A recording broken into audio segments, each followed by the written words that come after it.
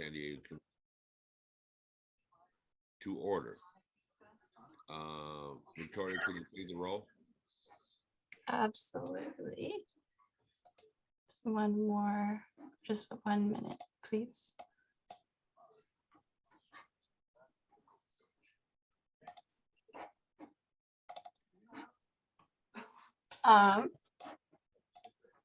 Matthew?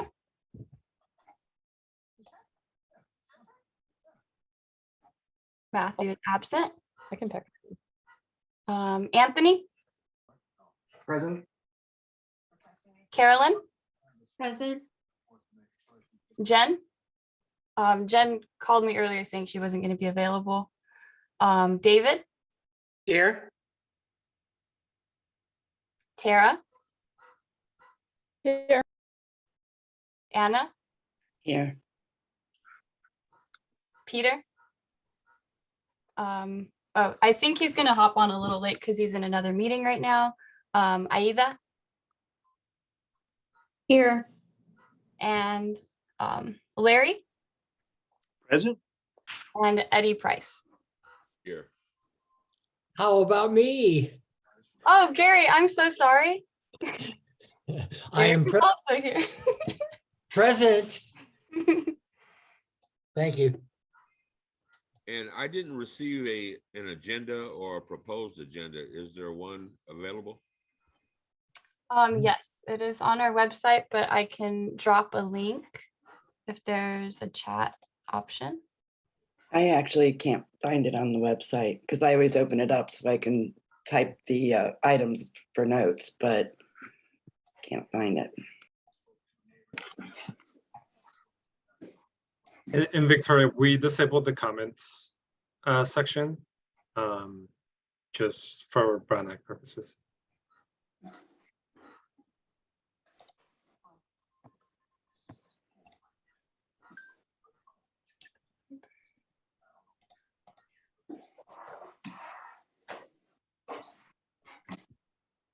So I can share my screen to show the agenda for today. But if you go to our website and then go to meetings and agendas, and then for November 10th, it's available because we canceled tomorrow's meeting because of the holiday. But that one says draft CAC fiscal year work plan. It says work plan agenda. So I thought that was for the work plan group. There's a regular Oh. meeting agenda as well. The agenda is below, and then at the top is the attachment, so everyone could see the fiscal year work plan draft that the work plan group approved of or wanted to push forward for today's meeting. Okay, so going forward, can you actually email us the agenda and any accompanying documents, please? Absolutely.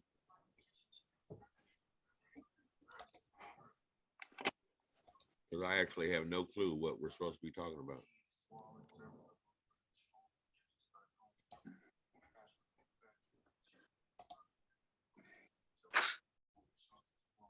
So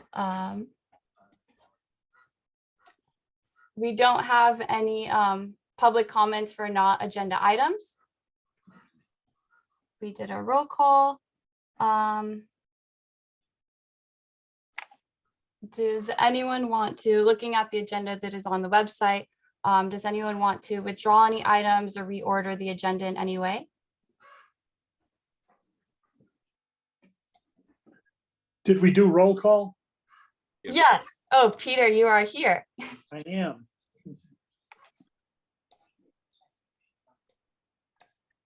I just drove in from another meeting.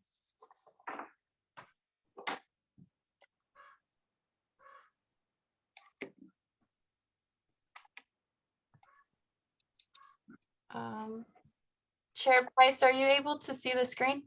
Yes, so now we're at item number 5, review and provide recommendation to the board on CAC work plan. Are you going to put the work plan up? Yes, I can share it right now. Hey, Victoria. if I can handle this item, so good afternoon, everybody. Let me just share my screen real quick. Alrighty, so the long-awaited work plan item is finally up to you all. Just a quick background. At the April 8th meeting of your body, you formed an ad hoc committee to work on the fiscal year 2022-2023 work plan. As a recap, those members are Larry Emerson with National City, Aida Castañeda with National City, Gary Johns with Encinitas, and Anna Webb with Imperial Beach.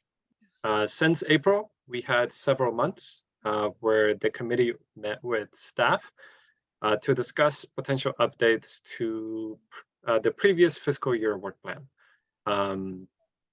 As Victoria mentioned, the work plan was attached to the agenda. Just a quick analysis: the new draft has been vetted by the ad hoc committee, and once I wrap up the analysis, I'll pass it over to the ad hoc, and then I can share the document itself if you also wish. Changes focus on customer enrollment for National City and unincorporated San Diego County. So for those of you veterans that have been around with us for a while, previous work plan focused on marketing and outreach for the 5 founding cities. Obviously, we needed to update that and ensure that it's in line with now the enrollment of National City and unincorporated San Diego County. We also included a review of the energy bid evaluation criteria, as well as receiving an SCCP orientation training in the first quarter of 2023. Again, some of you veterans, we've had legislative one-on-one training, power services, that kind of stuff. This is an item that's had been led by our executive team. And if Karen wants to mention a few things about this, by all means, but we thought it'd make it more efficient to have this all be together, along with a board orientation that will be happening in the new year for our new board. So with that, I just want to take a pause, Karen, see if you wanted to mention anything like that. And otherwise, I can just pass it over to the ad hoc group if you guys want to make some comments. And then if not, I can definitely share the copy of the document for you all. I have no comments. I don't have any outstanding comments, but just wanted to thank the members of the ad hoc committee for walking us through what this would look like. This was a new thing for me, so I appreciate everybody's patience and teaching me how all this worked out. And it was a fun opportunity to see how it was all done. So I appreciate everybody's help and feedback.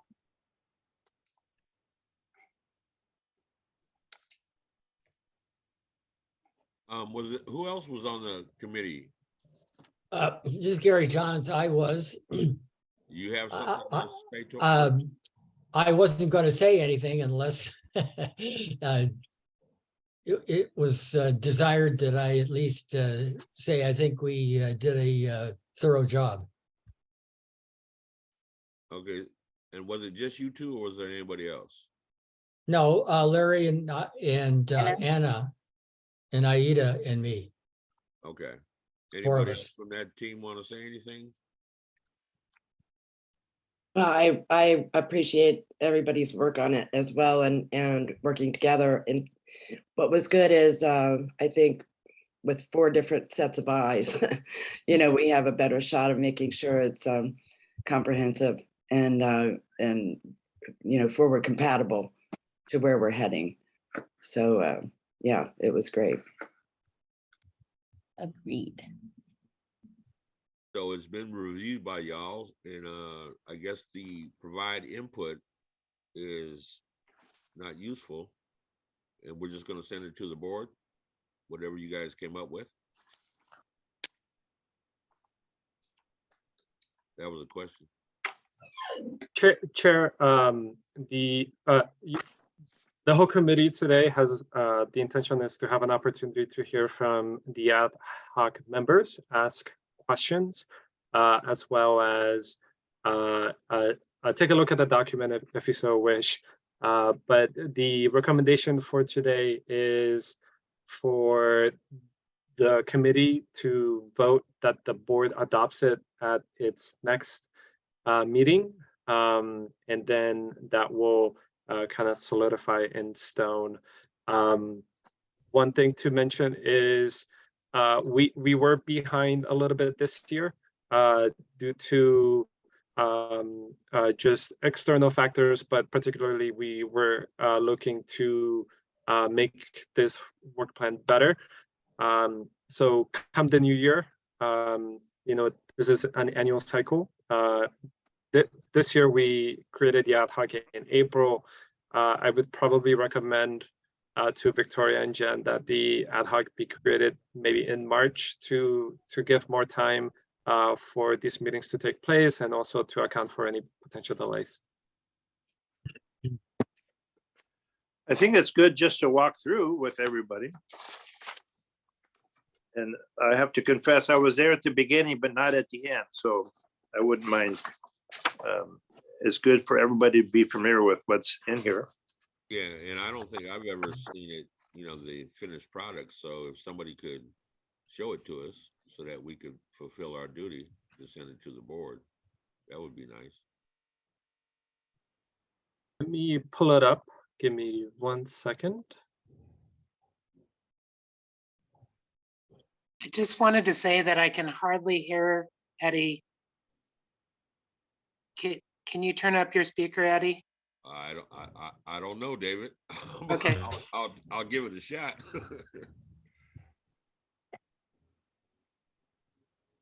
Okay, we're almost there.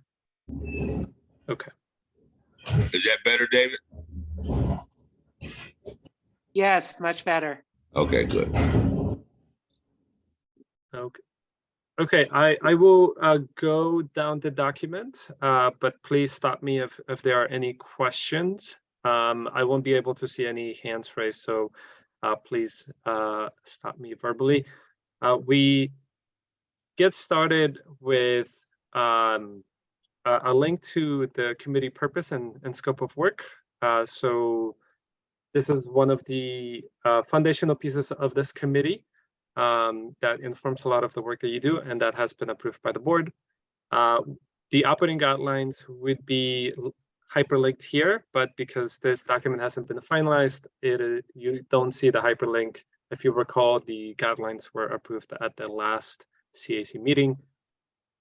And then we also hyperlink to your member terms and criteria. So, you need to be a resident or a business owner of the jurisdiction that you represent, that kind of stuff. You'll notice that the format has changed a bit, and that is because we moved into a SMART goals format. So we wanted to ensure that we had a focus, a description, an owner, and timing and outcome.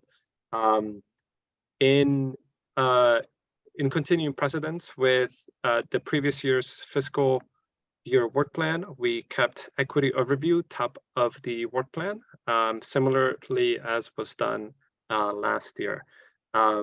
This has multiple owners across all teams, CAC members and SCCP staff, and it is year-round work. CAC educational presentations. I believe we received feedback from this from the ad hoc committee, but as it says here, CAC members may invite and hold educational presentations to the wider CAC to assist in ongoing support to SCCP staff and the board. So we had on that one, legislative, public policy, regulatory. Again, this is pretty much copy and paste from last year's work plan. This shouldn't be a surprise to anybody. But if you see something that's out there that staff should be aware of, you have that purview within your work plan to do so. And as you can see here, the owners would be you all and SCCP staff. going down the list, this is a leftover item from the last work plan that unfortunately we didn't get to. And this is our inclusive and sustainable workforce policy. For the previous fiscal year work plan, we had received direction from the CAC to add equitable to the start of it. And staff anticipates bringing this to the CAC very soon. I don't want to commit because then I let people down, but I can say that we'll be bringing this back to you all very soon. So keep an eye on that. As part of that package, we're also bringing to you a new item that I believe I captured in the staff presentation, and that is the energy bid evaluation criteria. This is part of an overall strategic approach to evaluating power contracts as they come into the door. I don't want to misspeak, so I will leave this item to our experts, our power services team experts, when that item does come to you. We do anticipate that the inclusive and sustainable workforce policy and the bid evaluation criteria will come together. So we see them as a package. So you will also be seeing this item come to you very soon. Marketing and communications efforts, I mentioned this already. This was really just an update to account for the phase 4 enrollment of National City and unincorporated San Diego County. Power procurement efforts. This was an add-on from the previous fiscal year work plan, which is to be briefed and provide input on PPAs that are about to be approved by the board. So again, this is not a surprise. And this is Larry, and the marketing and communication effort, I think we had discussed that. Don't forget to notify the city council members and, do outreach to them and encourage them to announce it in their regular meeting, so people in the public know what's coming. Thank you very much, Larry. Yeah, absolutely important. I'm sure our public affairs team is all over that. But thank you for making that comment. Just to keep going. That's just around the corner because January is a couple months, right? So they should be reminding the city council member, the city managers, to be putting it on the agenda and to be bringing it up before January, all right? Again, if maybe any members of the public affairs teams want to chime in, I'm not privy to those conversations. Yeah, Sebastian, happy to chime in. And actually, we'll be discussing this briefly during my update a little bit later. But for the phase 4 enrollment, that's actually going to be happening in spring. So not quite January. Spring, okay. Yeah, yes, so that will be happening in spring, approximately April. And so right now in the midst of working on this, and during our update a little bit later, I'm happy to go into more detail about what our plans are for phase 4 and where we're headed in that direction. But thank you for the reminder, certainly to keep in very close contact with the city managers and operational officials from our member agencies, as that's going to be something critical as we go forward. Very good, thank you. Thank you very much, Jen, really appreciate it. I believe community power plant was next. I believe this was a rollover from the last fiscal year work plan. But again, we wanted to keep it general enough in case that the programs team needed you all for any tasks that we could rely on you on this. Similarly as we had with Carolyn Schofield from Chula Vista. Staff and board initiated items. Again, this is not a surprise, it's a carryover from last year, where if we anticipate a need that we can bring that over to you all to work on.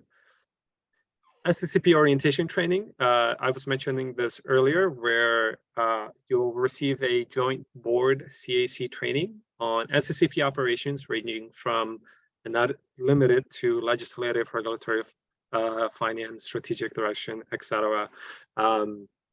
This will be Q1 of 2023, and I'm really excited for this one because it's just like if you're as big of a nerd as I am, then you'll really get to enjoy just everything that SCCP does and will continue to do. And then last is our DACGT CSGT efforts, or Disadvantaged Communities Green Tariff and Community Solar Green Tariff programs. This we anticipate will really ramp up in 2023. We anticipate becoming a program administrator by the PUC in the new year. And what that means is that we have access to PUC funds to start implementing the program. This is our first foray into this, of course. And so in terms of what will be needed, what I can share is just marketing of the program, any potential designs within our purview that we can move forward with. I have been working on that. What is the Green Turf program? Yeah, great question, Peter. We had presented on this a while back, and I'm happy to meet with you offline to go into further detail, but at a 30,000 foot level, these two programs are PUC funded programs that would allow CARE/FARA eligible customers, residential customers, to receive 100% renewable energy at a 20% bill discount. It is limited, and there is a limited number of megawatts that can be used for this program, but we would be the CCA with the largest allocation in the state, and the resources need to be new build resources, and they need to be located in disadvantaged communities. There's a lot more to it, and we have an awesome programs lead who will be leading the implementation of it. I do anticipate that she'll be coming to you all in the new year with a brief overview and timeline of, hey, this is what's going to happen. Hey, so that was more than sufficient. I appreciate your answer. Of course, yeah. And if you still want to get into the weeds and know that with me, let me know. Happy to do so. So with that, at the end, again, this is a leftover from the previous year's work plan, where the CAC shall cover other tasks not mentioned above, but with prior approval of staff and within the purview of your scope of work. So, of course, we want to be aware and be prepared. If there's any materials that you need in items that you bring forward, we want to make sure that we can prepare you and assist you the best way possible, and make sure that it goes very successly. That concludes just a quick overview. Apologize for the fast just overview on that, but happy to answer any questions.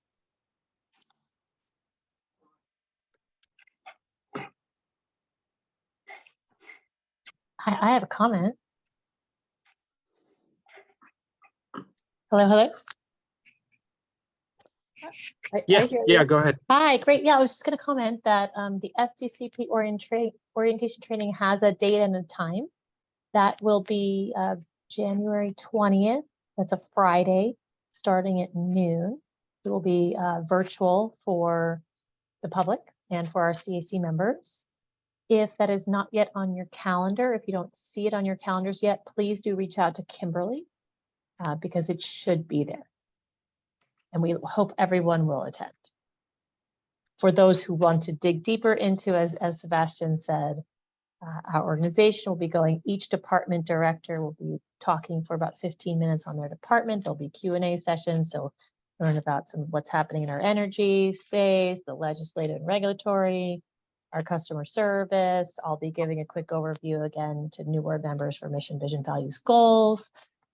So it'll be a great time to, again, reorient or refresh yourselves on what we're doing and catch up on the things that maybe you don't see on a regular basis.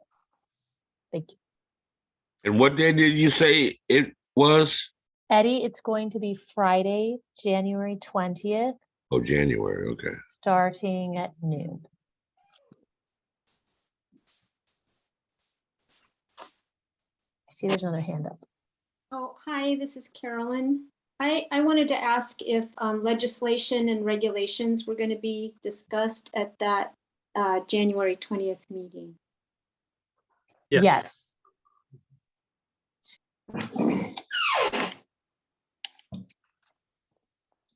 And you know, you can always reach out to me, Carolyn, if you want to discuss legislation.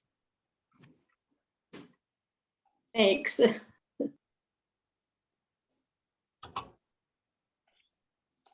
So with that, I'll stop sharing. And in terms of asks from the CAC, I would, again, the staff recommendation is to have the CAC vote on this to send it to the board for their approval. I so move. I second. It's been moved and seconded. All in favor? Aye. Well, I believe we need a roll call. Am I right? Yes. Okay, Don't, roll call. Chair Price, point of order. Would we not have discussion on this? I mean, I don't have any points, but normally when there's a motion and a second, then the next call is for discussion. Is there any discussion on this item? There's a hand from the public. Can you let them in and so that they can ask their question, ma'am? I just pushed the button to allow them to speak.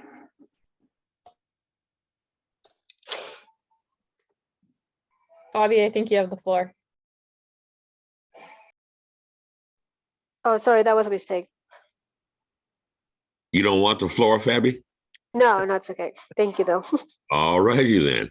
There are no other public comments. I was excited to hear from her. Any questions from the board or comments from the board? Okay, Victoria, take the roll on the vote. Chair Price, Yes. Matthew? Absent. Yeah. Anthony? Aye. Carolyn? Yes. Jen? Absent. David? Affirmative. Gary? Yes. Tara? Aye. Anna? Aye. Peter? Anderson, aye. Aida? Aye. And Larry? Yes.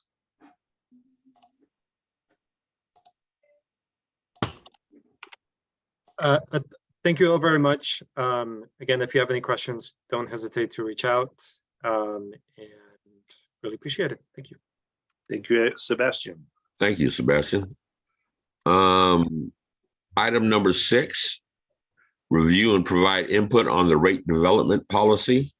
Somebody will be presenting to us, I would assume. That is correct, Chair Price. Good afternoon, members of the CAC. Great to see you all. Victoria, do you mind opening up the slide deck, please?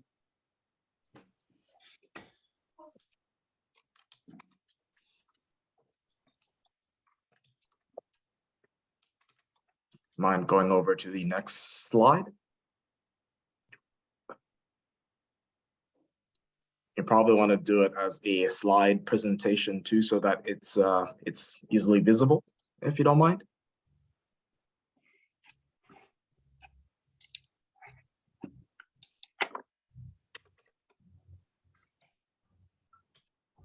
All right, hopefully you can see it. But the purpose of this presentation today is to essentially just walk through the rate development policy that staff will be taking to the board next week. Again, as you all know, San Diego Community Power advocates for ratepayers by providing a choice of electricity providers and shifting control of local energy decisions from the incumbent utility and into the hands of residents and businesses in our region. And as you all know, this creates competition in rates that benefit customers, increase transparency, and ensure a better customer experience overall. So the purpose of this rate development policy, at least at a very high level, is to just enshrine the specific objectives that SDCP as a community-based organization is going to prioritize during our annual rate design and development process. This will allow for the board, staff, members of the CAC, and everyone associated with SDCP to ensure that our rate design, our rate development, and implementation process remains transparent, fiscally responsible, and obviously centered on the end-use customer. Going on to the next slide, please. As part of the core objectives and priorities that SDCP will be looking at as far as our rate setting development process goes, is the first item is obviously cost recovery. We must create rates or develop and implement rates that are sufficient to recover all of our expenses, our debt service, and other expenditure requirements. Second thing that we will definitely be looking to codify as part of our rate development policy is the reserves component.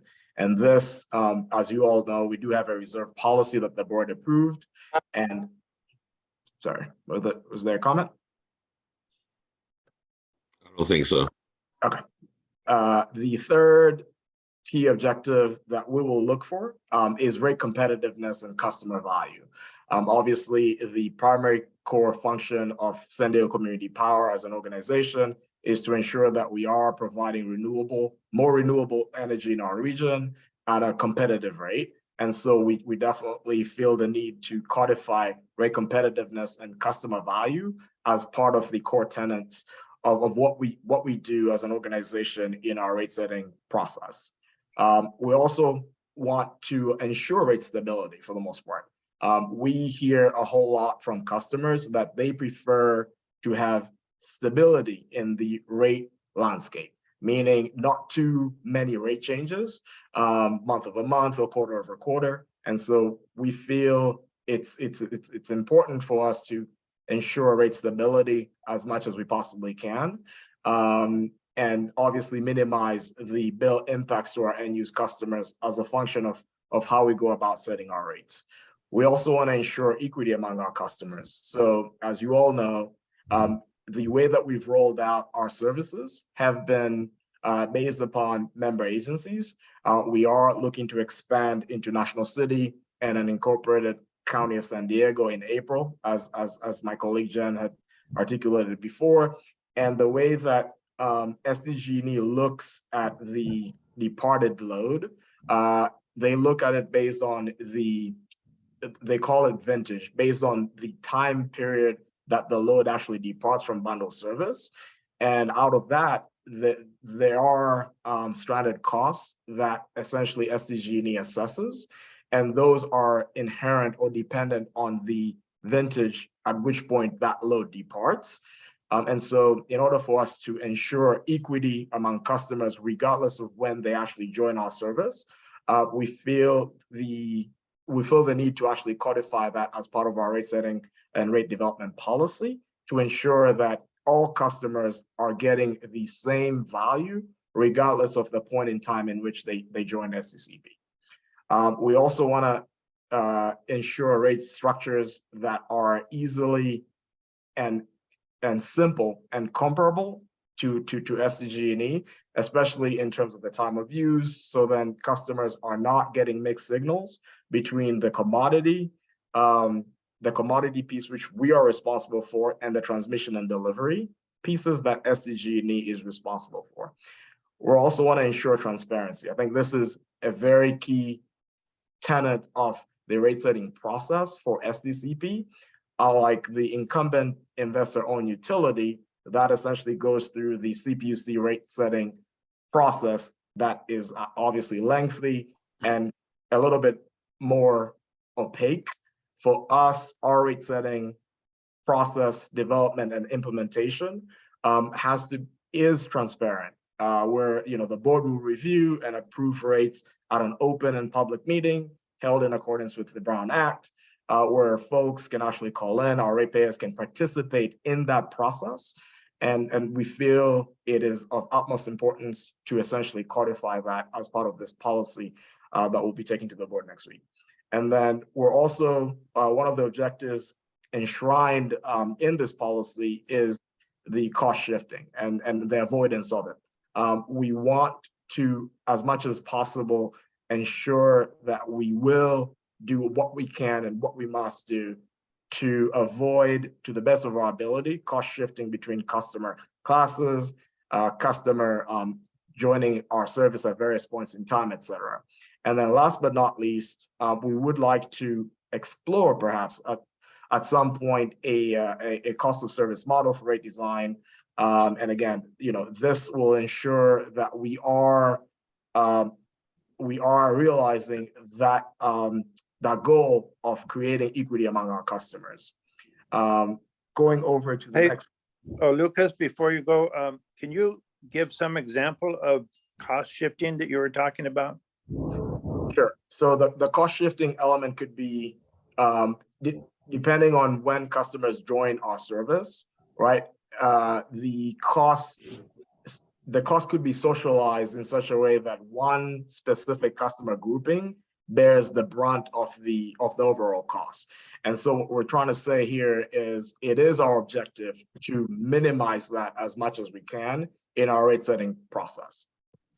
And to that point, it actually ties rather nicely with the equity among customers. We know, and this is, you know, it's articulated in SDG&E tariffs, that when the load departs from bundled service, right, SDG&E and other IOUs in the state, they assign a vintage year. And that vintage year essentially is a mechanism to affix the PCI, the power charge indifference adjustment costs. And we know that, you know, the way that we've phased our mass enrollment, our customers are coming in to our service at various points of that vintaging process. And so we want to make sure that the value prop essentially set as a function of the board purview is almost identical across all customers, regardless of the point in time in which they join our service.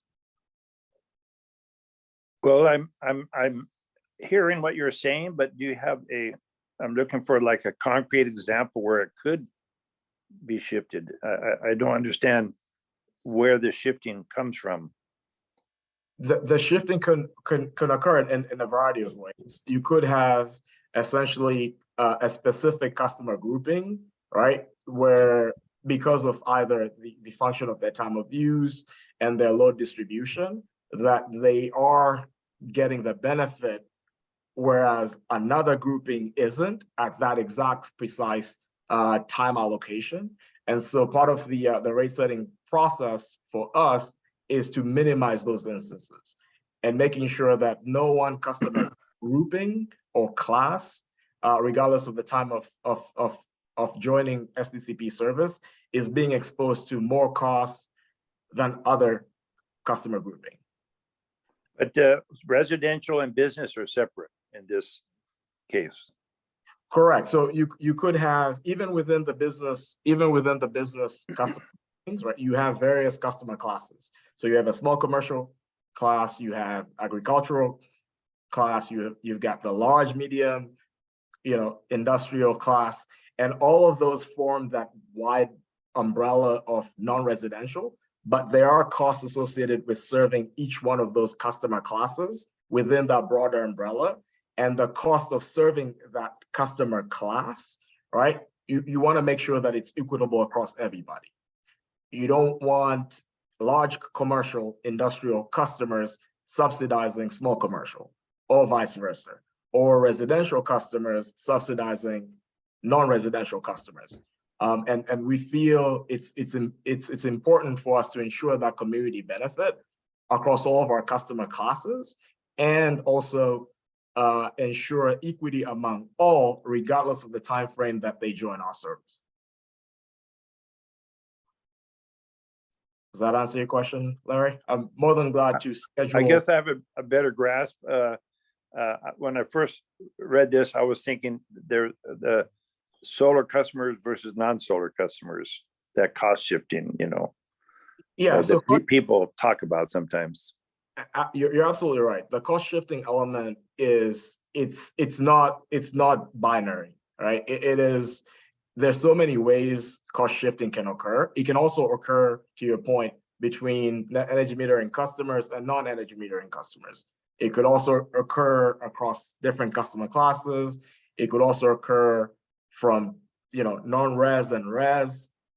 There's so many variables to cost shifting, but you're absolutely right. I mean, it's not a one size fits all cost shifting mechanism, and we ensure that we minimize cost shifting from all possible variations. Okay. So if I may, Lucas, and correct me if I'm wrong, but Lawrence, the utilities perfected cost shifting, and we're trying to simplify cost shifting, and make it happen less, if that makes sense. Chair Price, actually, I think this policy is geared more towards what we do as an organization as opposed to what others are doing with regards to their rate setting process. Obviously, that's what I said, Lucas. we as an organization cannot comment on other organizations' policies or practices. We can obviously comment on our practice, and our practice, as far as our rate setting philosophy is concerned, is to minimize cost shifting as much as we possibly can, and almost eradicate it completely, if possible. I think that's what I said, but okay. Any other comments or questions? I have my hand up and I'll take it down. So the cost shifting occurs through the PCIA. Is that correct? In other words, it has nothing to do really with our rates, but what the ultimate PCIA is determined to be for whatever vintage. Gary, that's an excellent question. No, the cost shifting isn't necessarily tied to PCIA. The PCIA is essentially the stranded costs that are allocated based on when the IOU determines the load to have departed. And so right. The PCIA component, essentially, as you know, is when we're setting our rates, we have to factor in PCIA and franchise fees. Simply because every customer, right? And I definitely want to take this moment to make this point and emphasize the point. There is this notion out there that only CCA customers pay the PCIA. That notion is not factual. Every customer pays PCIA. The bundle customers pay PCIA. The only difference is in terms of how the PCIA is articulated on the end use customer's bill. With the CCA customer, the PCIA is clearly articulated as an independent line item, right? So then it's more visible. But for a bundle customer, the PCIA and franchise fee are actually embedded in the commodity rate that bundle customer pays. And so the cost shifting isn't necessarily tied to the PCIA. The PCIA is just a mechanism that allows the IOU to recover stranded costs when load departs from their service, right? Because again, they entered into long-term contracts to procure power to serve that load, and that load is now moving away from their service and into another load serving entity service, the CCA in this example. And so to answer your question, Gary, the PCIA piece is directly tied to the equity among customer objective of ours, meaning when, like, a good example would be the way that we phased in, our municipal and non-residential customers, right? That mass enrollment occurred in 2021. And the assigned vintage for that customer by the IOU was vintage 2020. Whereas the rest of our residential customers were assigned a 2021 vintage. And those two vintages have different, or at least for the past 2 years, they've had different PCIA dollar per kilowatt hour. And so the way that we would go about, if you remember, when we did the presentation of our 2022 rates, we talked about bifurcation, right, of our rates to ensure equity among customers across phase 1, phase 2, and phase 3. And we gave an example of where, you know, the dollar per kilowatt commodity charge will be different across those two vintages, but the overall value proposition should be the same. And so from a PCI perspective, it ties more with the equity among customers more so than the cost shift. Well, so here's a hypothetical question. Suppose a customer decides to stay with SDG&E, and then next year decides to enroll with SDCP, or maybe vice versa. Okay. So because they are changing their vintage, they would be changing their PCIA that they pay. Am I right? Yes, you're correct. Okay. But generally speaking, and you know, I think the other way to look at it is, we know in San Diego there are a whole lot of brand new constructions, right?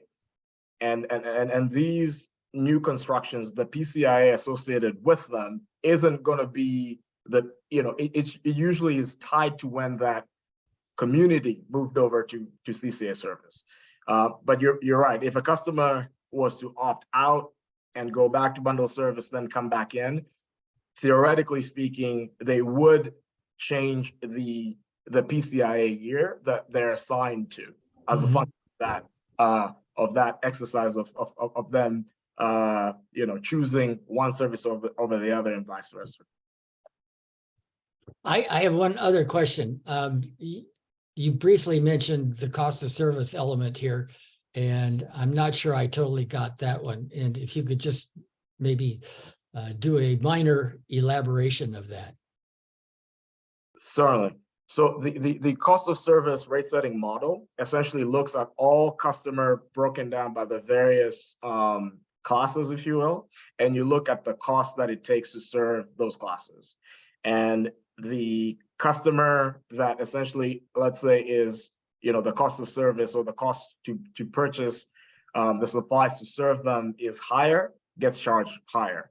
And the person or the customer class that the cost to serve is lower would pay lower, and so on and so forth. That is at a very basic high level the concept of cost of service, right? You essentially analyze the cost it actually takes to serve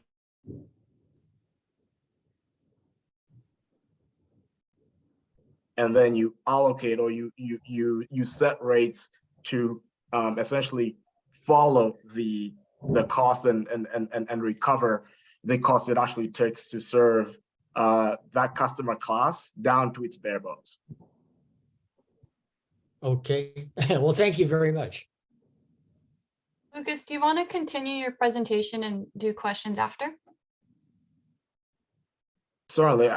I'm only left with one additional slide, and I see Anthony has his hand up. Thank you, Lucas. So my question is maybe similar to what Gary had asked, but coming at it from a different hypothetical angle here.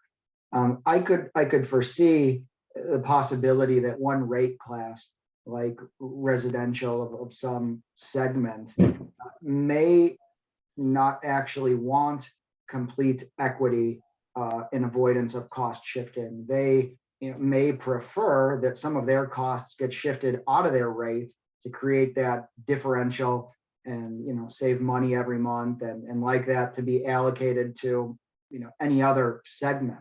So I'm sure you have a range of opinions on the subject.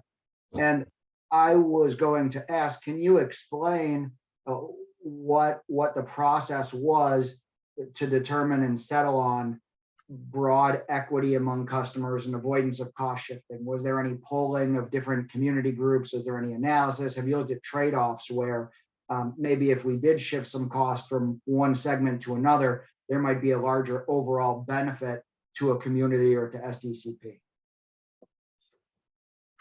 Thanks, Anthony. That's an excellent question. As you know, we are currently in an active mass enrollment, right? I mean, we haven't folded in all the customers yet.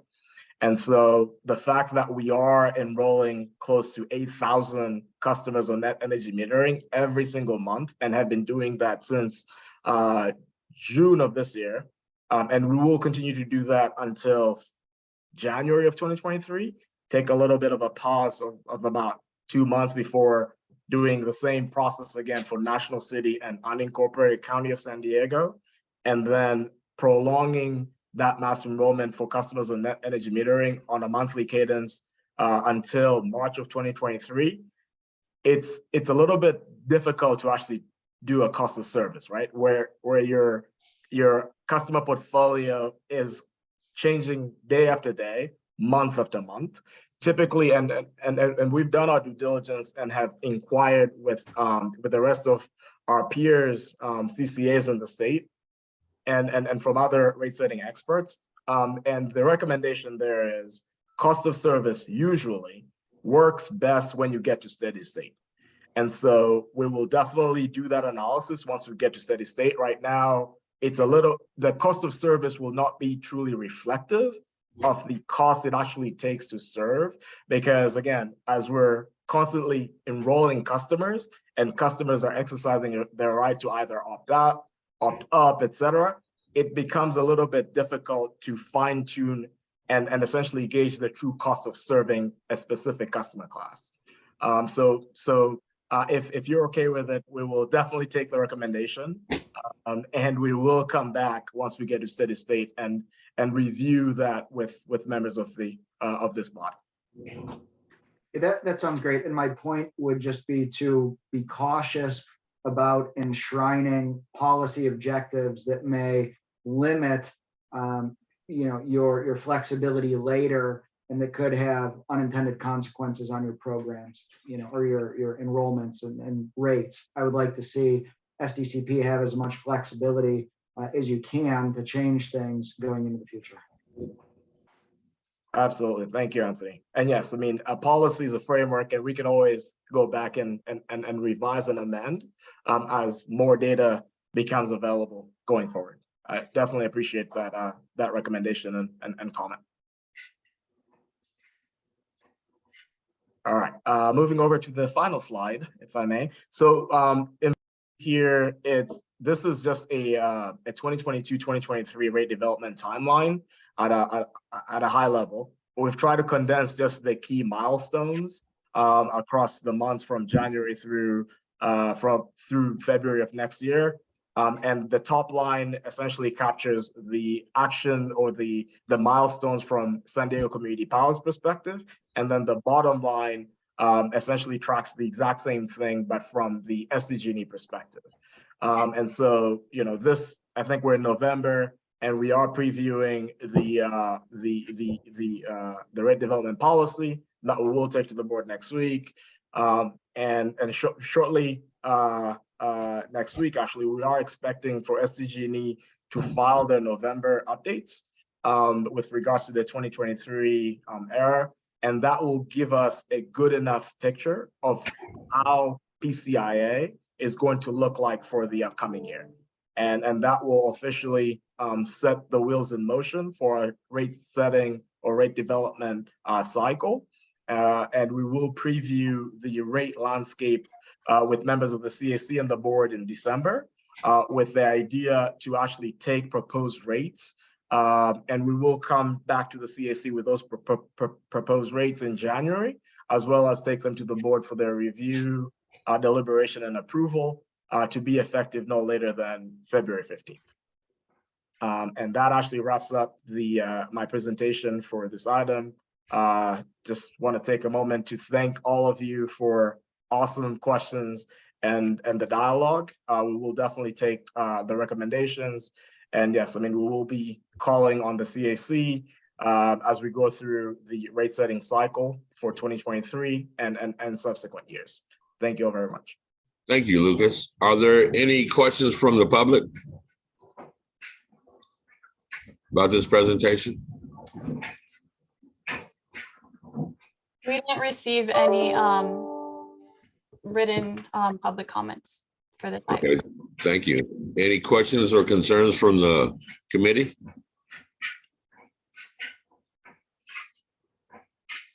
And we don't have an action on this, do we, Lucas? There is no action on the part of the CAC today. Thank you. Well, thank you. Thank you for your presentation. Update on the community power plan. I imagine that would be Colin. Is Colin on? Thank you, Chair Price, and thank you to the advisory committee. This will be a very brief update. I know Nelson gave a very substantial update on our status of the CPP development last month, but I just want to honor that we have the standing update, standing item. So just give you a quick update on where we are on the status. Before we jump into that, just because I have the floor and because I think you will likely be hearing from her in future meetings, I wanted to take an opportunity to introduce a new team member on the programs team, Sheena Tran, who is joining us from LA County. And she is not directly working on the community power plan, but she's going to be helping us think about other CPUC funding and other programs that will actually allow us to implement a lot of what's coming out of the community power plan, and specifically the regional energy network, which we've talked about here at this setting in the past. So Sheena, if you're on, do you mind saying hi and saying a few words about your past? Yes, of course. Thanks, Colin. My name is Sheena Tran, and like Colin said, I recently joined the team as a senior program manager. I'm actually 4 days into my role here, and I couldn't be more excited. My background is in implementing and managing sustainability and energy efficiency programs in California and across the United States. I started over 10 years ago as an analyst at the Hawaii State Energy Office. After moving back to California, I was a sustainability manager of a university here in San Diego. And I've spent the majority of the last 10 years of my career at a management consulting company, a third-party implementer running utility or government-led energy efficiency programs in the residential, commercial, and public sectors.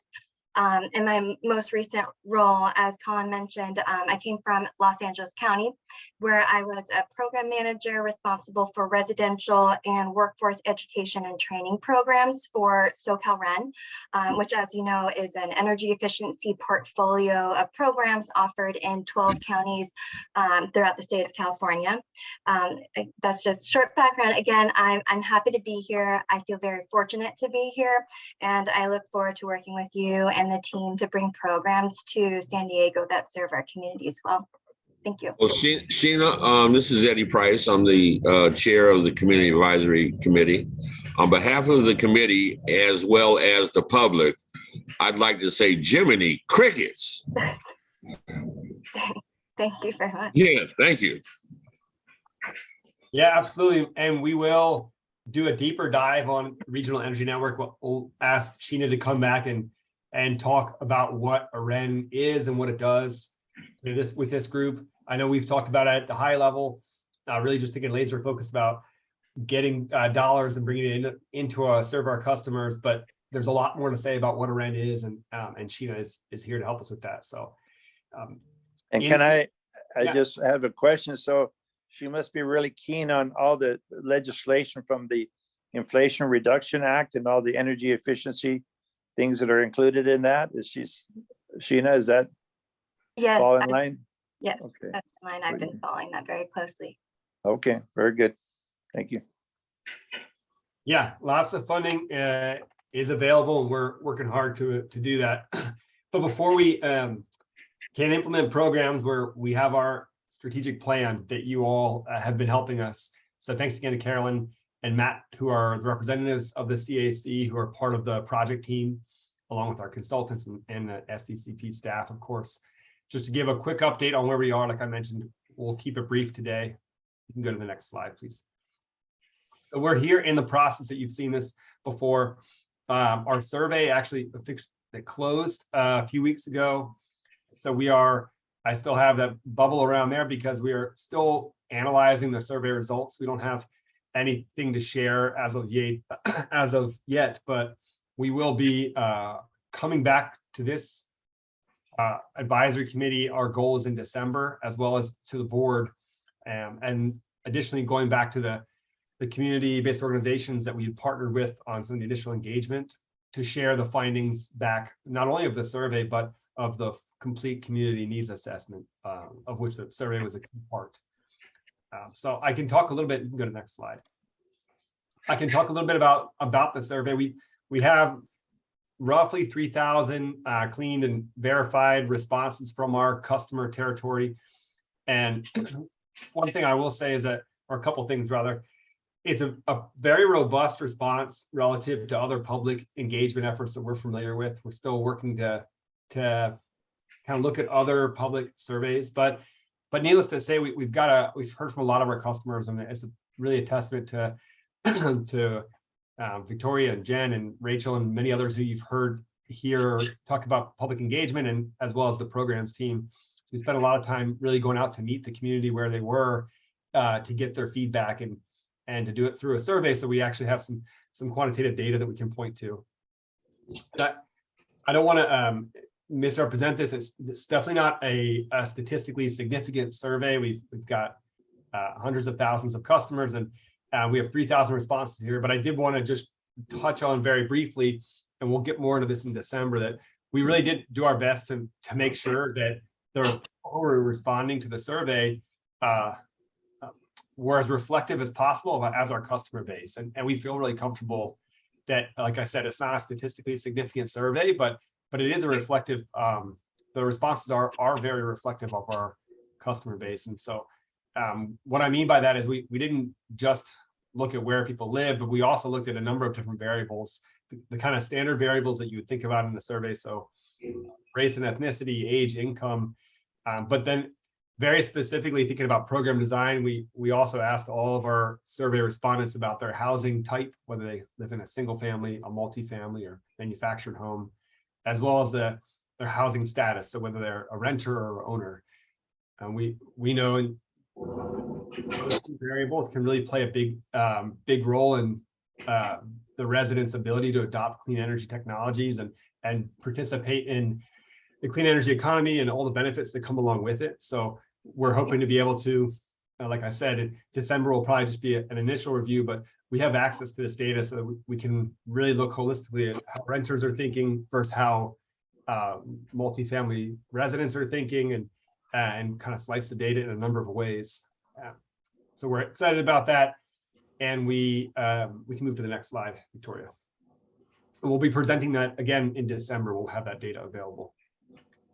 That data is very much informing our program design. So we, in addition to all the engagement we've done and the kind of collecting data from our customers, we're also concurrently assessing the existing programs that are available. You've heard us talk about this, but this is basically a market assessment to know what our customers right now today programs that they can receive from the state or from other local or regional programs. To ensure that anything we propose is not duplicative or I think I'm looking at the same slide, Colin, from the last. It is. I just came back to the timeline, Eddie, because this okay. Yeah, we're moving down the timeline a little bit here. Thank you, though. Okay. So in this quarter, we're going through that market assessment process, and we will begin in Q4. We're beginning to draft the actual plan. And then the goal would be for us to put out a draft plan for public comment in the first quarter. And so if we would think about in the February, March timeframe, we would present the plan here and also present the plan at our board meeting. And that would kind of start our 30-day public comment period. During that 30 days, we'll definitely go out again into the community, try to get as much feedback as we can, with the goal of being able to incorporate that feedback and present a finalized plan for adoption to the board somewhere towards the end of the first quarter of 2023 or early second quarter of calendar year 2023. Question, Colin. So the outreach really hasn't reached out into unincorporated San Diego County yet because they haven't experienced San Diego Community Power yet, correct? No, a great question, Eddie. So we actually had a focus on unincorporated county, and I can send her out to the advisory committee the staff report that we presented to the board last month. But I believe that Nelson touched on it in a couple months ago with this group as well. But we did a lot of what we feel is robust engagement in the unincorporated county, specifically because they're not our customers, but we know they're going to be. The same for National City.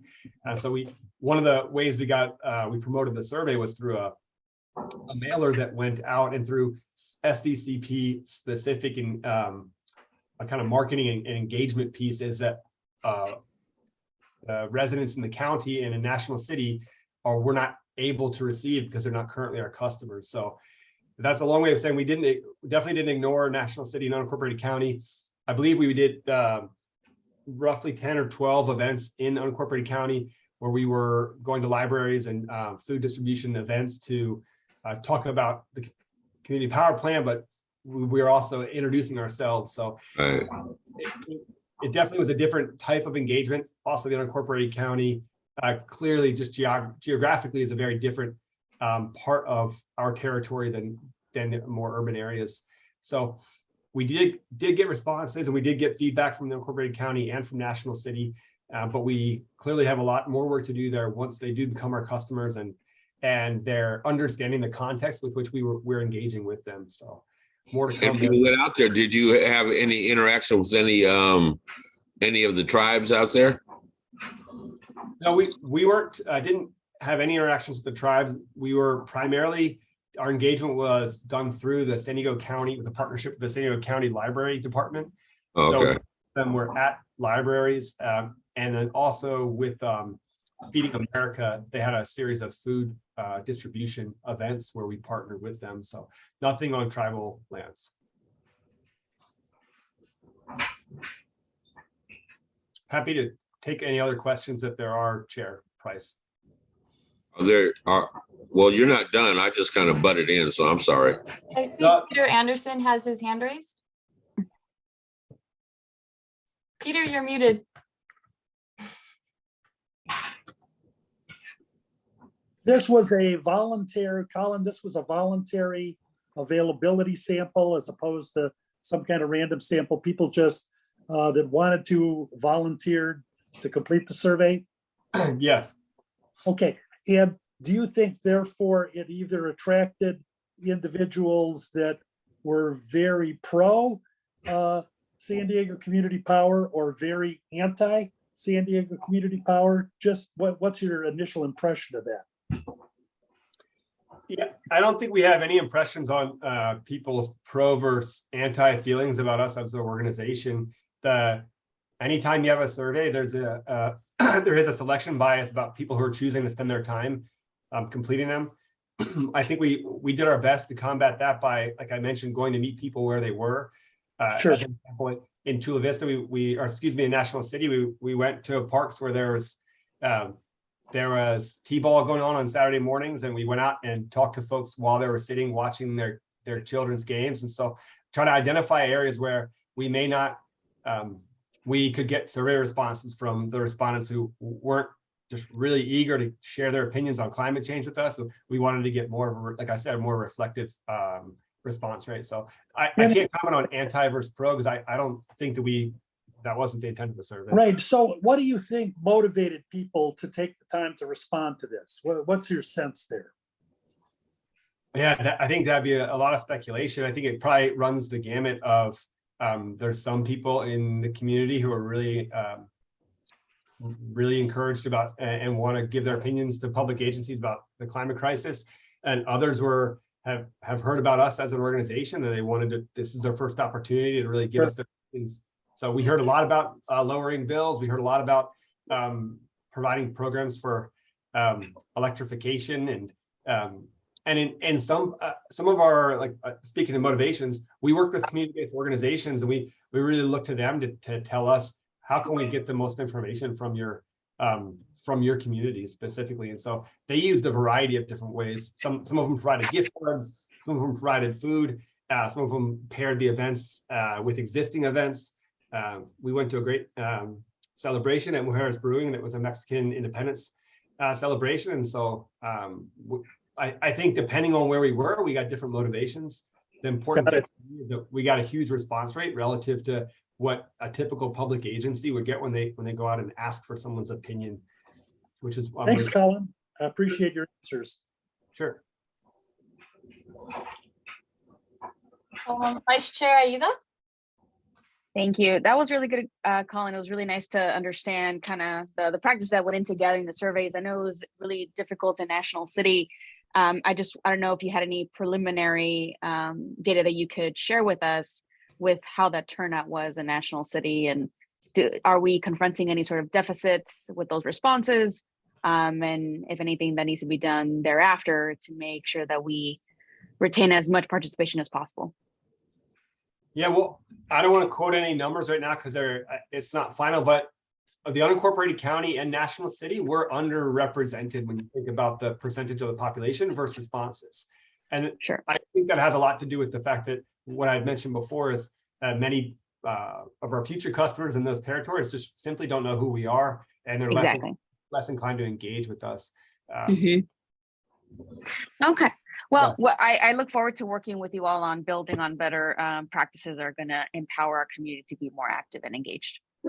Yeah, absolutely. And I will say the folks that we did talk to in National City were very engaged. It was just a matter of kind of breaking through, being a new player in that space, where like a lot of the challenges that we may have faced and those hurdles that we overcame in the rest of our member agencies going back almost a year and a half ago. Yeah, that's fantastic. Thank you.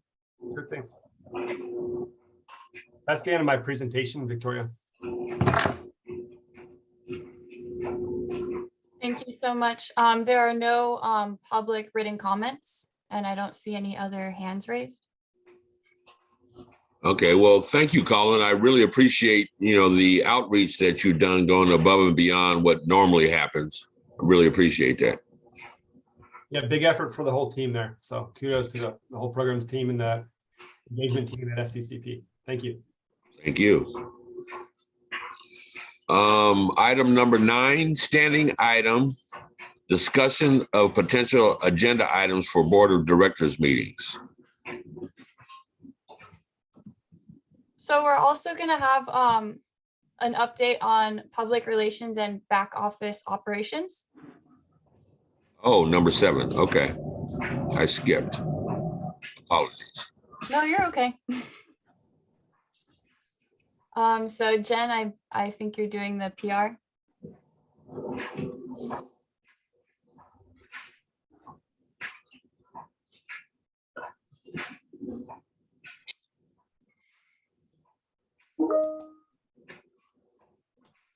Hello, I hope all of you can hear, and I hope that you can see me. Zoom just crashed on me, but we can see you.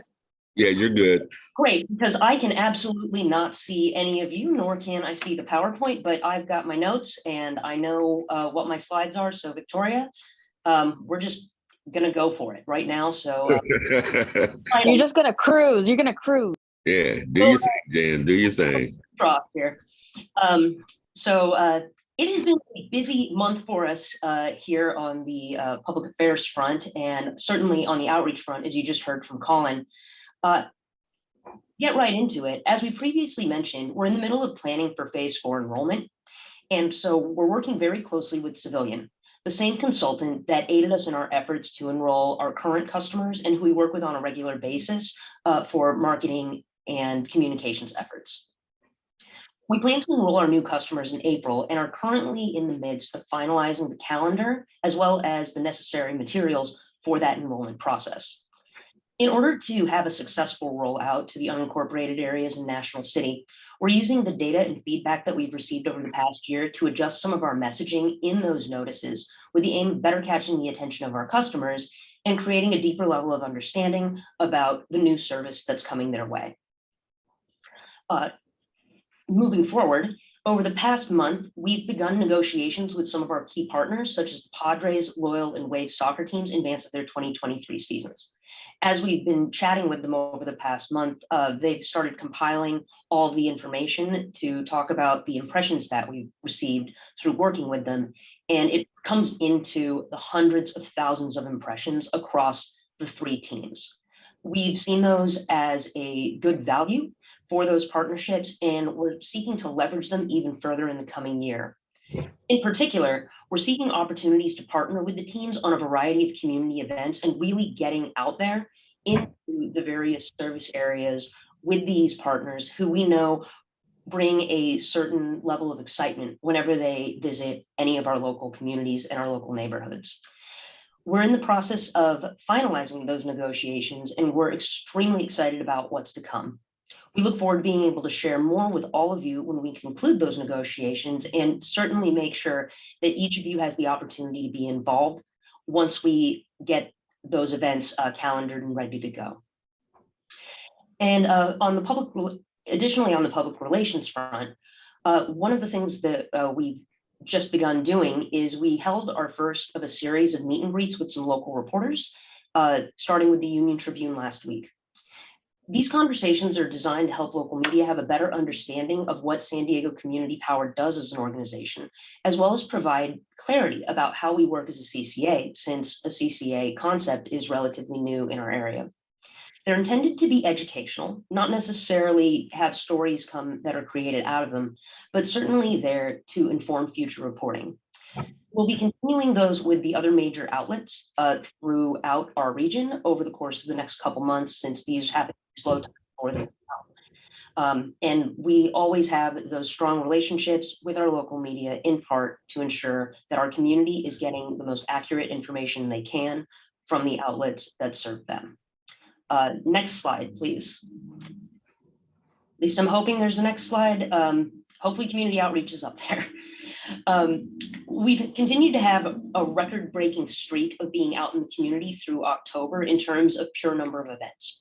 While we expect these numbers to slow somewhat during November and December due to the holidays, I have to give major kudos to Victoria, Rachel, Lee, and the entire team for making such a concerted effort to make sure that SDCP has a presence in every single one of our member agencies. To make sure that we are taking an equitable approach to outreach, we're developing an outreach and events calendar. That way we can really clearly show that we are going to all of the different places that are critical to your communities. It's also going to give us an opportunity to better coordinate with all of you, to be able to invite you to events well in advance, as well as make sure that our communities know when we're coming. That way they can meet with us if they so choose to. Of course, we always put a focus on meeting people where they are. So it's important for us to be looking at the holistic calendar, if you will, for the San Diego region to make sure that we're hitting those major events and doing that really important outreach to our customers to make sure they know who we are and how we serve them, and importantly, how we are going to be helping their communities today and going forward. Additionally, we are in the midst of updating the materials that we provide to those who volunteer when we have booths, so we have more consistency when we share information. This is something that's actively being worked on right now and will be ready to be rolled out within the next couple months. All of these efforts are particularly important as we head into that enrollment period that we discussed earlier. However, outreach will continue to be a major focal point for the public affairs team as we move forward. That concludes my update, and I would be happy to answer any questions you may have. Well, thank you very much. That was nice and professional. Are there any questions from the community first? Anna Webb, I see your hands raised. There's nothing from the community? There were no written submitted public comments. Okay, Anna? Hi there. First of all, thank you, Jen, for you guys meeting with me, whatever it was, a week ago or so, when I was in a panic. My thing is, with regard to National City and unincorporated San Diego, is that I recommend the earlier you get on the messaging to the community, the better, because ours came out late last year. And, you know, we've continued to be vilified ever since. I think Encinitas has also gone through this issue, particularly. But it's a horrible, it's horrible rhetoric that happens by people who opted out, you know, because they were opposed to it, but then their bills are higher than ours. So, I mean, you just can't make that up. But anyway, I just wanted to state that, and thank you for meeting with me. It didn't really help. But I mean, in the long run, you helped me, but it didn't help much on social media.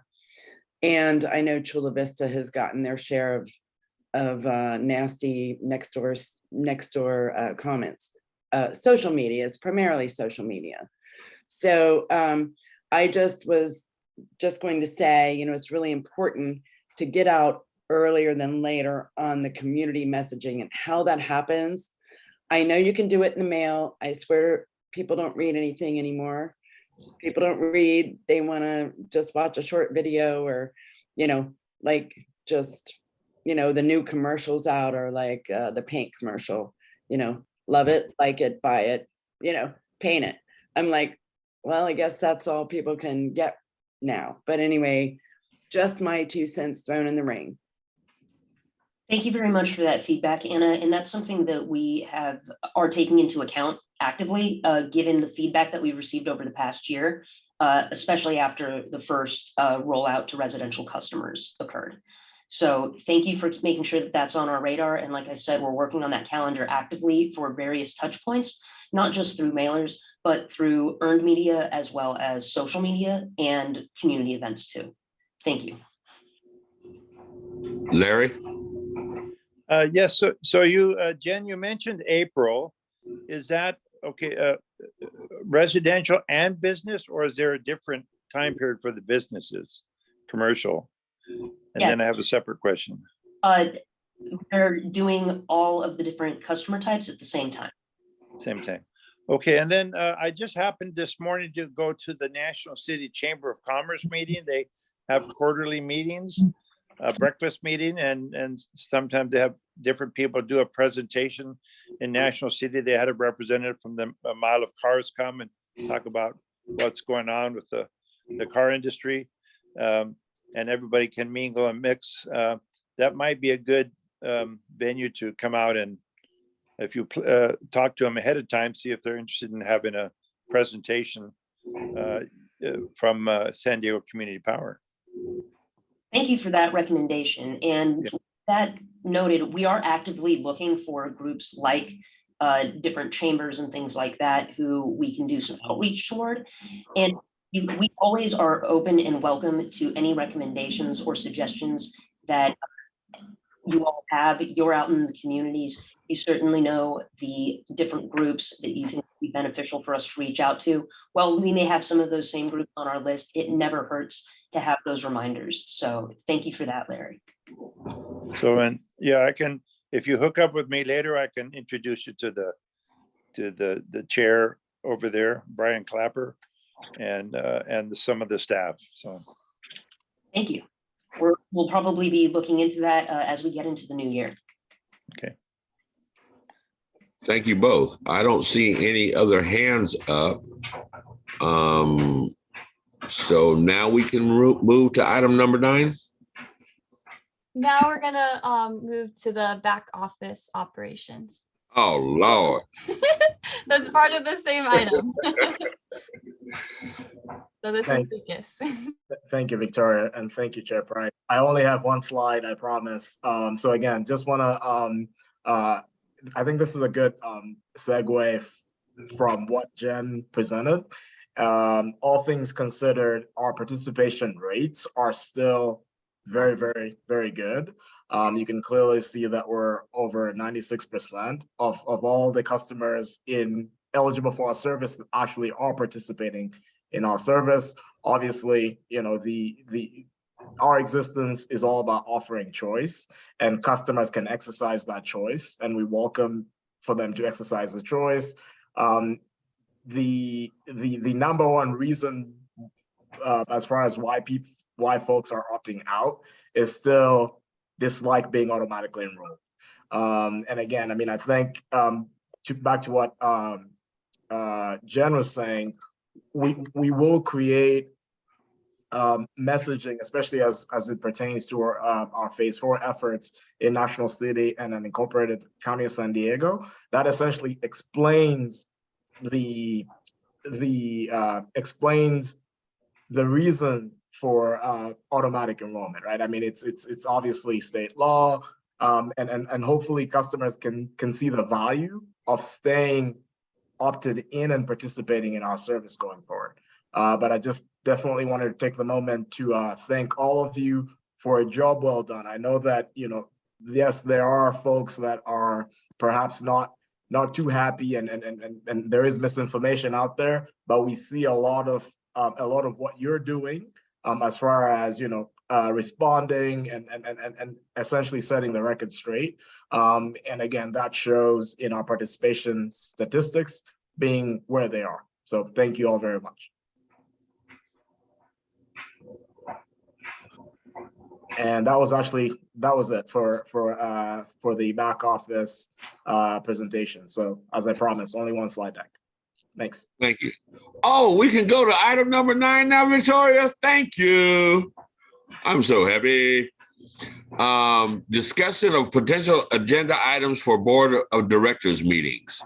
I believe I have one, and I think Tara may be able to explain it better than I, but the ruling came out for NEM 2.0 or 3.0 or something, and it's not too favorable. And I believe I'm of the humble opinion that San Diego Community Power needs to actually weigh in on this, or at least explain it to our customers, the difference between, what's possible and what's not possible. And again, I'm kind of putting Tara under the bus so that she can explain it a little bit better than I just did. On the spot or under the bus? Yeah, on the spot under the bus. Okay. There's a spot under the bus that I put you on that the bus will roll over. No worries. You like keeping me on my toes. So I have been bringing this up since 2020, the net metering decision, the future of rooftop solar in California. A revised proposed decision came out this morning.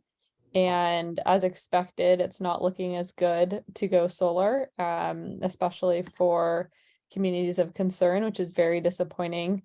There were hundreds of organizations that had signed on to letters and had weighed in on this, representing millions of people. And unsurprisingly, it favors the utilities. We'll be using more dirty energy for longer. And in San Diego, that's fracked gas that poisons communities and accelerates the climate crisis that, as we know, disproportionately impacts communities of concern. So it's a hit on environmental health, financial, the environment. It's a hit all around. So I did email Karen about this morning. She's having a staff meeting. So I do think SDCP staff is going to be looking into it. It's a very long, it's 241 page document. My team reviewed it this morning. We have initial summaries. Right now, reporters are working on stories of how it impacts San Diego, but a piece of this is how it impacts San Diego Community Power and CCE accounts. And so that's a long way of saying I agree with Eddie that we should recommend that the board discuss it at the next meeting and share perhaps how this could impact San Diego Community Power and its accounts. I think San Diego Community Power has the unique opportunity to offer something more favorable. Obviously, there's some financial impact that could have. And so I think it's a discussion that should be had. And perhaps our next meeting we'll know more and we can discuss it at our meeting further. I agree. So I see Larry's hands raised. I'm happy to answer any questions. Well, not related to this topic. I had a separate item I was going to suggest be brought up Okay. at the board. Gary, is your question related to this? Yes, and I have never been clear on just how much latitude SDCP has in having a more favorable net metering program.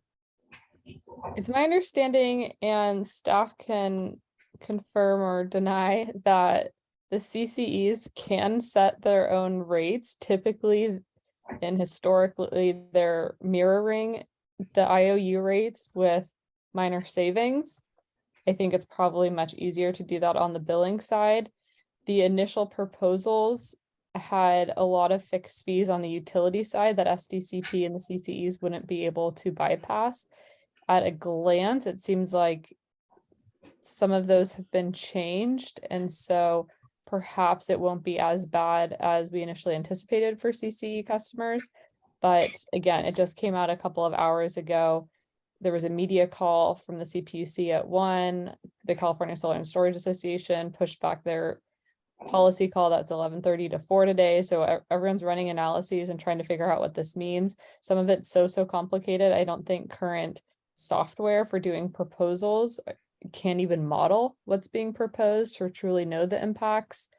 And then there's some flaws with assumptions as well. So I don't know if that sort of answers your question. I think it's going to depend.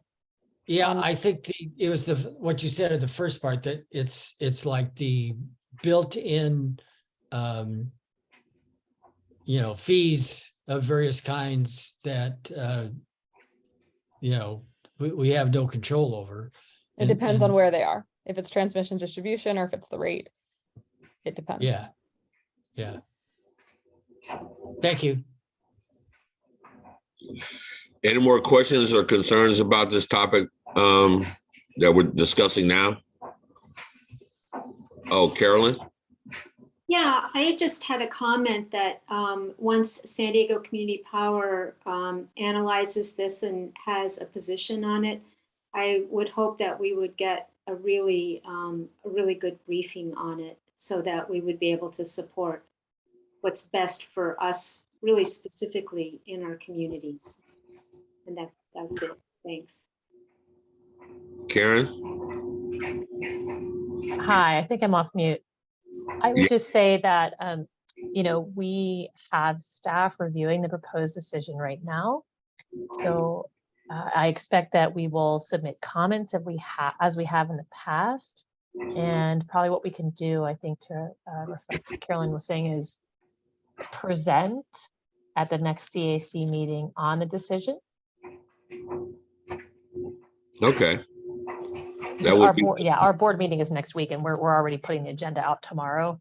And I think this is something we need to analyze. And we also need to see what happens once the decision is final, right? And so once that happens, we can contemplate the future changes to our NEM program. Thank you. Any more questions? Oh, Ada?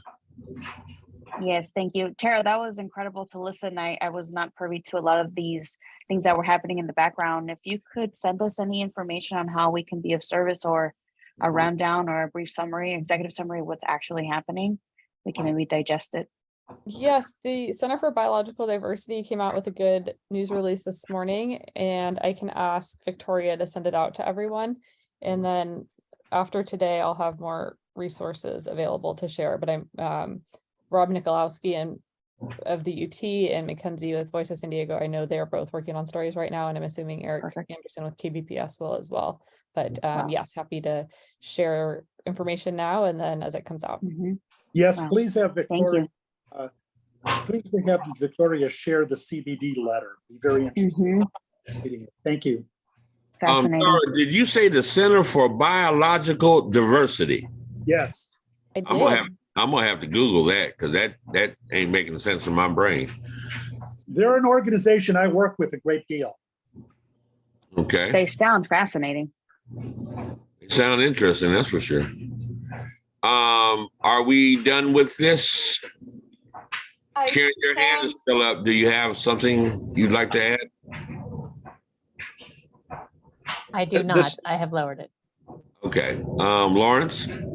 Yes, it's a separate item. I don't know if it has to be brought up at the next meeting, but I've been reading, hearing about different big projects, solar and whatnot, where they're having difficulty getting their panels, getting equipment. You know, I'm not an expert at that field. Just I'm reading different things.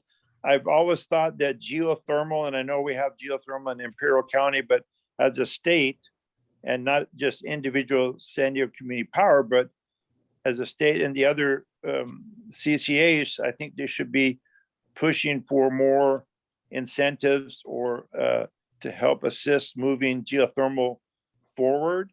So that's something to be discussed.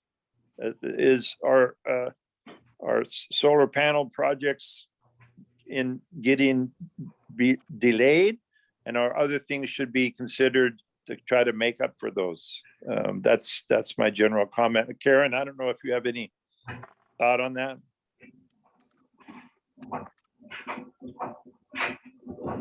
Hi, Larry. Well, yes, we are definitely being impacted by supply chains, by what happened with COVID.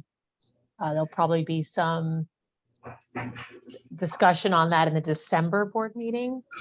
So I would tune in there. Our power team is really analyzing the impacts as we speak and talking with our developers, particularly those that haven't yet, broken ground or they're in the middle of it and are being really impacted by the supply chain. On the geothermal side, we've been reaching out to geothermal developers, letting them know we're here, letting them know we're interested. There is a lot of potential over in Imperial County.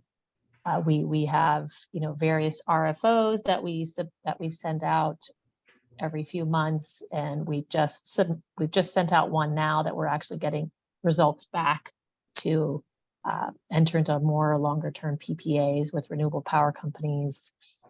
But I know there's a lot more investment upfront with those kind of projects. And they're expensive.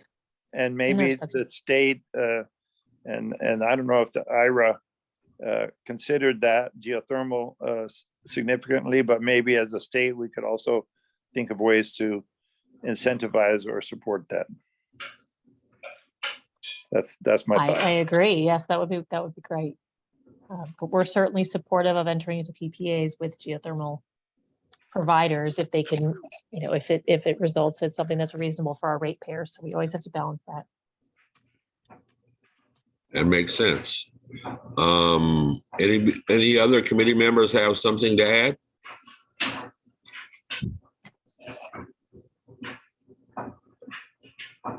Okay, seeing none, we will move on to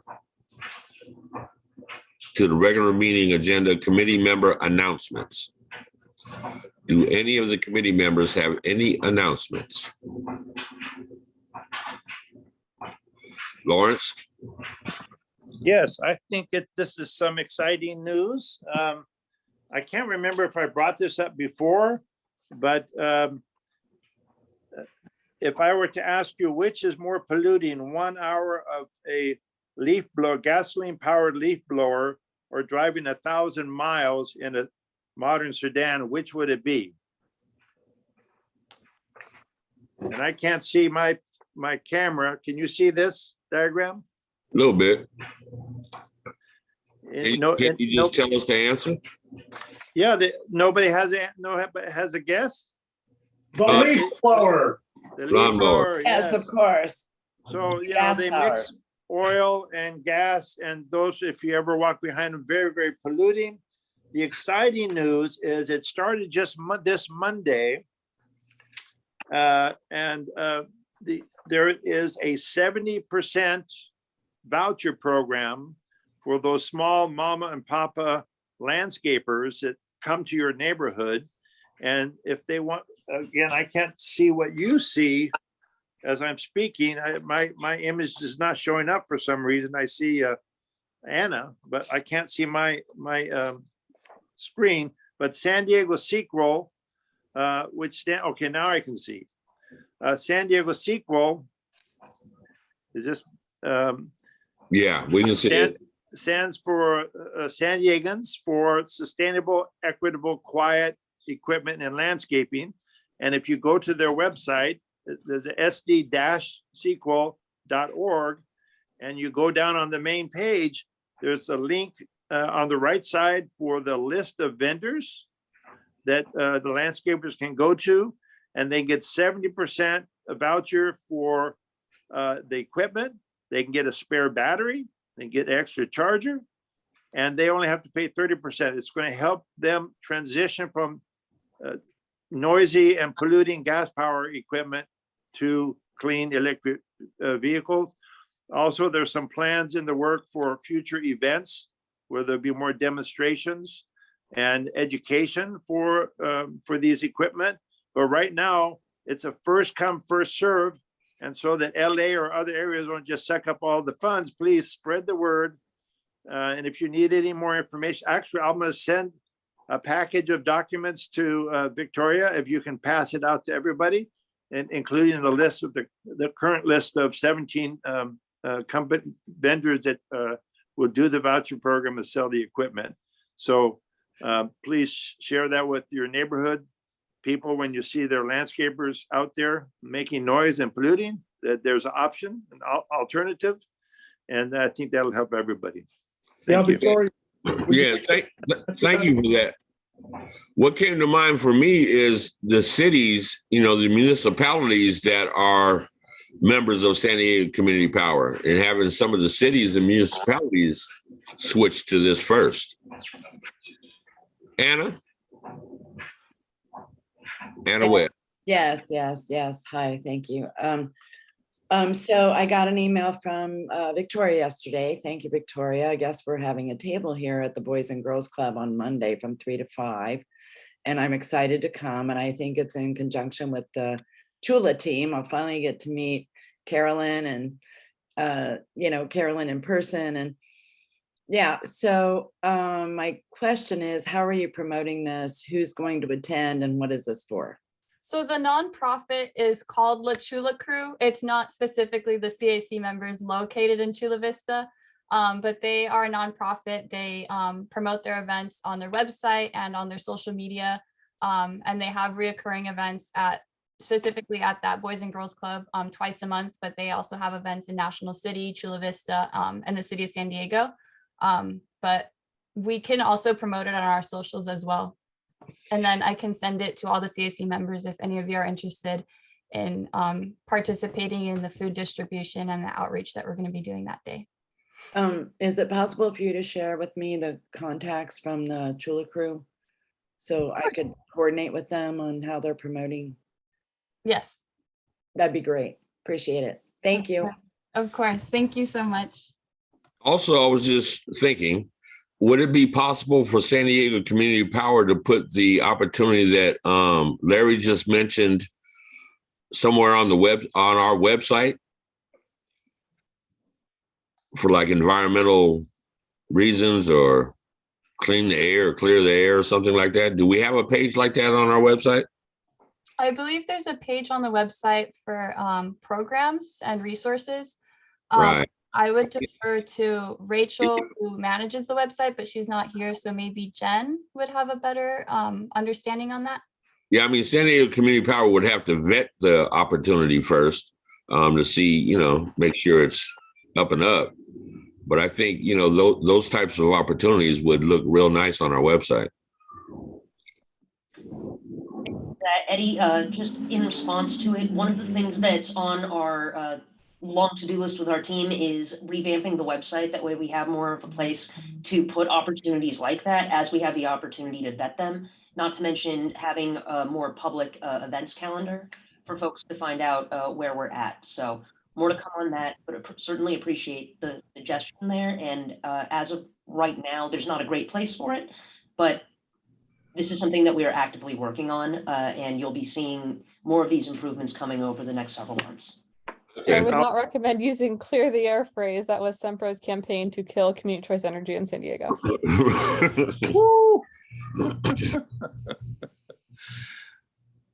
This is supported by CARB and the Air Pollution, San Diego Air Pollution Control District, as well as CalSTART are all involved with this effort.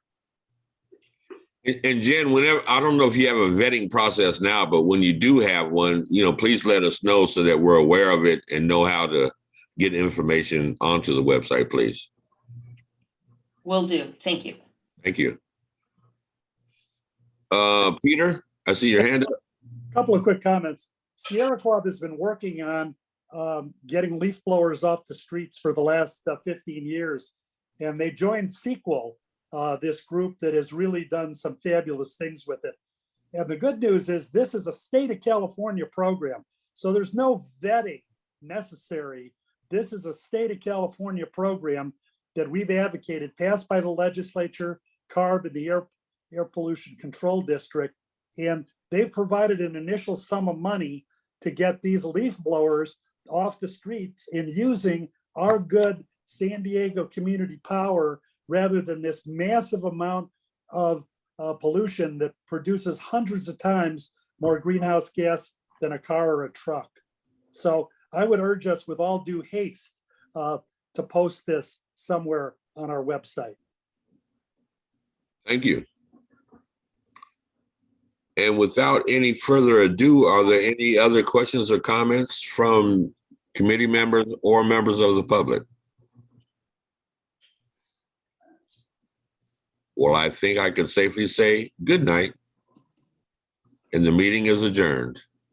Thanks, Thank you. everyone. Thank Thank you, you all. everyone. Everybody. Thanks, everyone. Thanks, Thank you. everybody. Everybody. Bye. Take care.